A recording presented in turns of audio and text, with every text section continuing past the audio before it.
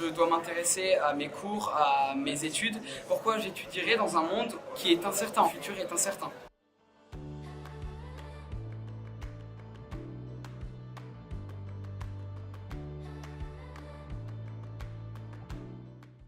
Le projet phase 2, c'est un projet qui vise à proposer un enseignement qui serait de plusieurs heures par semaine pour le cycle terminal du lycée, c'est-à-dire les premières et les terminales. Par une approche transdisciplinaire, donc en faisant collaborer les disciplines entre elles pour leur apporter une vision globale. Cette année, c'est juste une expérimentation de proposer des conférences. Comme par exemple, ce matin, les lycéens ont eu une conférence sur le CO2 et la planète Terre.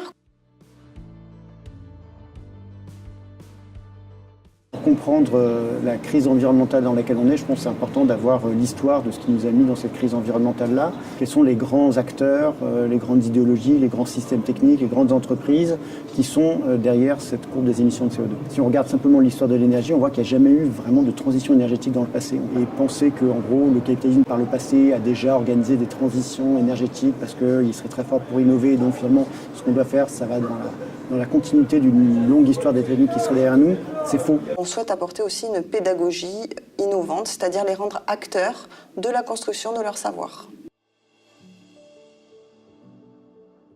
L'écologie, l'environnement est une cause qui m'est très importante.